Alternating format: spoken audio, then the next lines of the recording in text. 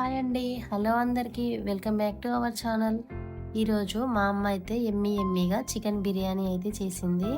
చాలా స్పైసీగా, చాలా టేస్టీగా ఉంది. అది ఎలా చేయాలో మీకు కూడా చూపించబోతున్నాను. ఫస్ట్ చికెన్ అయితే తీసుకోవాలి. ఇలా పెద్ద పెద్ద పీసులుగా కట్ చేసుకొని చికెన్‌ని తీసుకొని దానికి ఫస్ట్ పసుపుని అయితే చికెన్‌కి పట్టేలాగా అయితే బాగా కలుపుకోవాలి. తర్వాత ఫ్రెష్‌గా దంచిన అల్లంని కూడా తీసుకొని ఇది కూడా చికెన్‌కి అంతా బాగా కలిసేలా అయితే పట్టించుకోవాలి.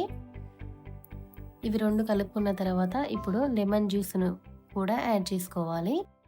ఇలా లెమన్ జ్యూస్‌ని యాడ్ చేసుకున్న తర్వాత మళ్ళీ ఒకసారి అయితే కలుపుకోవాలి. అలా కలుపుకున్న తర్వాత ఇప్పుడైతే కొంచెం పెరుగును కూడా తీసుకొని దీన్ని కూడా కలుపుకోవాలి.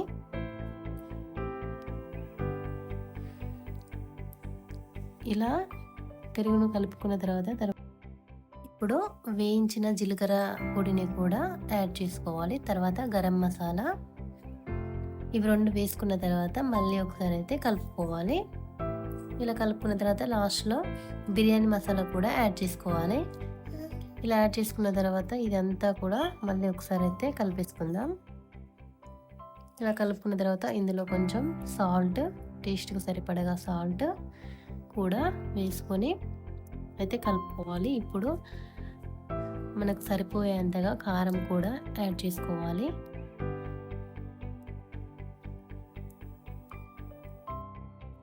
కారం యాడ్ చేసుకున్న తర్వాత ఇందులో కొన్ని లవంగాలు, బిర్యానీ ఆకు, కొంచెం పుదీనా, కొత్తిమీర యాడ్ చేసుకొని అంతా అయితే ఒకసారి కలుపుకోవాలి. కలుపుకున్న తర్వాత దీన్ని ఒక 4 to 5 అవర్స్ అయితే పక్కన పెట్టుకోవాలి. తర్వాత ఇప్పుడు 1 కేజీ బాస్మతి రైస్ని అయితే ఇప్పుడు కడిగి పక్కన పెట్టుకోవాలి. అలా పక్కన పెట్టుకున్న తర్వాత ఇలా ఆనియన్స్ని రోస్ట్ చేసుకొని అయితే పక్కన పెట్టుకుందాం.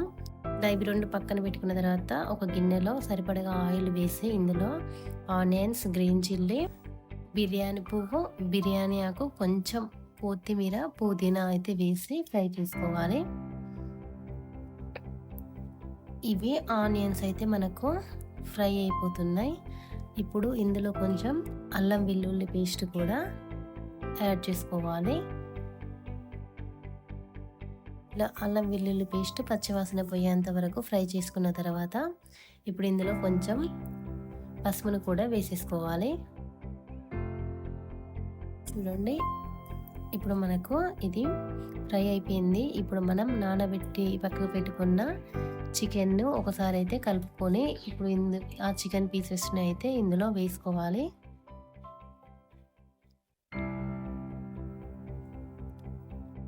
ఇలా చికెన్ని అంతా కూడా మనం గిన్నెలోకి అయితే పోపు చేసుకున్నాం కదా, అందులోకి అయితే వేసుకోవాలి.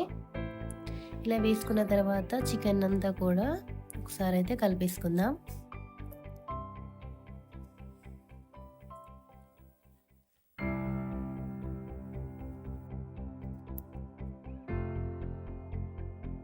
చికెన్ అయితే ఇలా స్టవ్ పైన పక్కన పెట్టుకొని ఇప్పుడు ఇందులో పుదీనా, కొత్తిమీర, ఇలాచి, బిర్యానీ ఆకు, సాల్ట్, నెయ్యి అయితే వేసుకొని ఈ వాటర్ను అయితే బాగా మరిగించుకోవాలి. ఇది ఇప్పుడు హై ఫ్లేమ్లో పెట్టి పక్కన పెట్టుకుందాం. ఇప్పుడు మనకు చికెన్ ఫ్రై అవుతూ ఉంటుంది కదా, దాన్ని ఒకసారి మూత తీసి అయితే ఒకసారి కలిపేసుకోవాలి.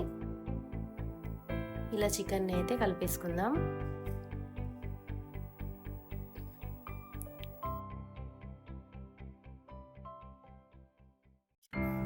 చికెన్ అయితే చాలా బాగా కుక్ అవుతుంది. ఇది కలుపుకున్న తర్వాత ఇప్పుడు మనము రైస్ వేసుకోవాలి కదా. ఇప్పుడు నీళ్ళు అయితే మరుగుతున్నాయి. ఇప్పుడు నానబెట్టి పక్కన పెట్టుకున్న బాస్మతి రైస్ను అయితే ఇందులో వేసేసుకుందాం. ఇందులో బాస్మతి రైస్ అంతా వేసి తీసుకున్న తర్వాత ఒకసారి అయితే కలిపేసుకొని కొంచెం హై ఫ్లేమ్లో పెట్టి అయితే పక్కన పెట్టుకోవాలి. చూడండి, ఇప్పుడు మనకు రైస్ అయితే కుక్ అవుతుంది.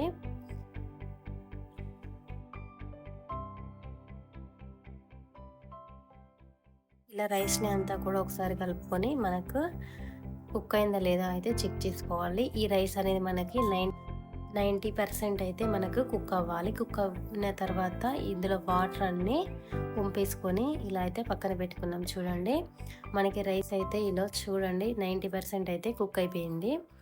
ఇప్పుడు ఈ రైస్ని పక్కన పెట్టుకొని ఇప్పుడు చికెన్ ఉడుకుతుంది కదా, అందులో అయితే ఒక హాఫ్ వరకు అయితే తీసి పీసెస్ని అన్నీ కూడా ఒక పక్కన బౌల్లో అయితే పెట్టేసుకుందాం. ఎందుకంటే వీటిని లేయర్స్ లాగా వేసుకోవాలి కాబట్టి. ఒక గిన్నెలో హాఫ్ అంతా పక్క పెట్టుకున్న తర్వాత ఇప్పుడు ఈ ఉడికిన బాస్మతి రైస్ని ఈ బిర్యానీలో అయితే ఫస్ట్ లేయర్గా అయితే రైస్ వేసుకోవాలి. ఇలా ఫస్ట్ లేయర్గా రైస్ వేసుకున్న తర్వాత ఇప్పుడు పక్కన పెట్టుకున్న పీసెస్ని అయితే మధ్యలో మళ్ళీ ఇలా అయితే వేసుకోవాలి. ఇలా అన్ని పీసుల్ని వేసేసుకున్న తర్వాత దీంట్లో కొంచెం కొత్తిమీర, పుదీనా, వేయించుకున్న ఉల్లిపాయలు కూడా ఇందులో వేసుకొని తర్వాత సెకండ్ లేయర్ అయితే మళ్ళీ రైస్ వేసుకుందాం. ఇలా రైస్ వేసుకున్న తర్వాత ఇలా ఈక్వల్గా అయితే స్ప్రెడ్ చేసేసుకోవాలి. ఇలా ఈక్వల్గా స్ప్రెడ్ చేసేసుకున్న తర్వాత మళ్ళీ ఇప్పుడు కొంచెం పుదీనా, కొత్తిమీర, మళ్ళీ బ్రౌన్ ఆనియన్స్ అయితే మళ్ళీ కూడా ఒక లేయర్ లాగా వేసుకోవాలి. చూడండి ఇలా ఒక లేయర్ లాగా వేసుకున్న తర్వాత ఇలా అయితే ఆనియన్స్ అయితే వేసుకోవాలి. ఇలా వేసుకున్న తర్వాత ఇప్పుడు పైన మూత పెట్టుకొని కొంచెం ఏదన్నా బాగా వెయిట్ కాకుండా మామూలుగా వెయిట్ వేసుకున్నా సరిపోతుంది. పైన ఒక వాటర్ గిన్నెనైతే పెట్టుకుందాం. ఇలా పెట్టుకొని ఒక 15 మినిట్స్ తర్వాత చూస్తే మనకు రైస్ అయితే చాలా బాగా కుక్ అయిపోయింది. చూడండి చాలా పొడి పొడిగా అయితే రైస్ కుక్ అయిపోయింది. లోపల పీస్ అనేది కూడా చాలా సాఫ్ట్గా వచ్చింది. అంతే ఎంతో టేస్టీగా ఉండే బిర్యానీ అయితే రెడీ అయిపోయింది. రుచి అయితే చాలా టేస్టీగా వచ్చింది. బాగా ఎక్కువ మసాలాలు కాకుండా తక్కువ ఇంగ్రీడియంట్స్తో అయితే సింపుల్గా అయితే చికెన్ బిర్యానీ చేసింది. ఇప్పుడు వీటిని ఆనియన్స్తో సర్వ్ చేసుకుంటే అయితే చాలా టేస్టీగా ఉంటుంది. బిర్యానీ మీకు కూడా ఇష్టమా? మీకు కూడా ఇష్టమైతే ఒక లైక్ చేయండి. మా అమ్మమ్మ చేసిన బిర్యానీ మీకు నచ్చిందా? నచ్చితే లైక్ కొట్టండి.